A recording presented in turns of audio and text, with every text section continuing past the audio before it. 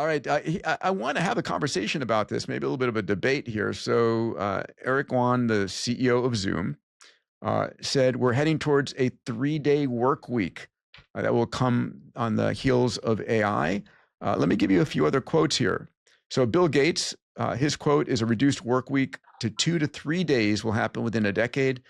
Jensen has said a 4-day work week may become the standard. Jamie Dimon from JP Morgan has said future generations may work 3.5 days weekly. I like the 0.5, you know, don't want to say 3, don't want to say 4, 3.5. Thoughts on this? I mean, you know, Dave, you and I are talking about 997. I don't know about you, but I am working. Actually, I get up about 5 a.m. So I'm more like 6 a.m. to 8 p.m. Yeah, 7 days a week. It's exciting. I don't want to let a day go. It's like this is fun. I totally agree. I mean, it's just hard not to work constantly because it is fun, like you said, but there's so much. I mean, just keeping up with everything going on consumes a full work week. And then you have to produce on top of that. So I'm seeing a lot of divergence here. You got all these people that I know around here that are working 996, 997, just crazy. And then we're predicting that workloads will go down for everybody outside the building, apparently.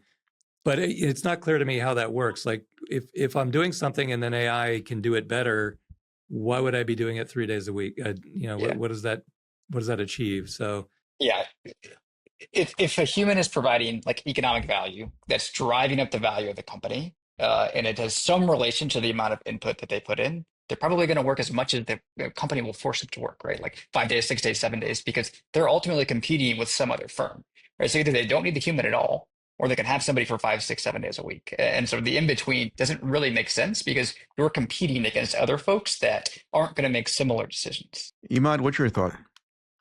They're all going to get government jobs. I mean, seriously, like, again, humans will have negative value in cognitive labor in a few years. So you've said that. I want you to double down on that conversation. It's a really important concept where humans have negative value in the equation. What does that mean? You're working on a team and you're the dumbest person on the team, you drag it down. You're working on a team with AIs. The AIs are smarter, more capable than you. They never sleep. They learn perfectly from all their mistakes. And they can take in 10 million tokens or words at one point. You're not going to be able to keep up. So what does that look like? Okay, we might create new jobs. No one's really been able to articulate what they are, apart from entertainment and a few other things. So you look at the 1929 emergence. You have jobs programs. You have an expansion of the public sector and more. Maybe we figure out taxation. But I think when you look at a 3 to 4 day work week, your job is your identity, its structure, and it's more. You can't just have people unemployed. So I think they will have jobs programs and others with a 3-4 day work week, giving some sort of social security net. And that's what it kind of looks like. Because if you're in a job where your role is to beat other people, as in private sector competitive jobs, particularly in knowledge work, you're not going to beat an AI. Yeah. And then in a few years, your muscles aren't going to outcompete, or your skill at plumbing isn't going to outcompete a robot. So just to give two examples on this idea that humans drag down the average and have a negative impact on value. This is where, for example, if you have self-driving fleets and a human enters that and drives, that human is likely to have more accidents in the self-driving fleets.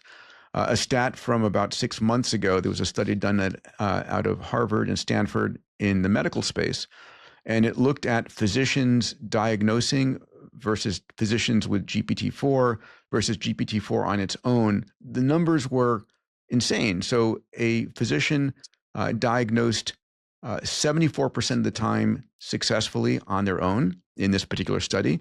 A physician using GPT-4 bumped up 2 points to 76%, but GPT-4 on its own was getting it right 92% of the time. So the human in the loop was actually doing damage. We're biased, or we're not able to have pure thought and decision making there. Actually, I think I've got a stat here. If all cars were driven at Waymo level, yes, we'd save 40,000 lives a year and $1 trillion in societal costs. Amazing. Yeah. Amazing. This stat from Eric misses the organizational point. about just having fewer people. So I think we're going to see, there's this number called the Dunbar number, which is like Yeah. 150 people is sort of the max amount that you can have in a network in your head without having lost all of the folks. So it's likely we're going to have a bunch of organizations of about 150 people, because the 150 first is actually negative in the cost of communication no matter what. So you max that out, use all the AI you can, and sort of like get the jobs to be done thrown into the economy through your organization.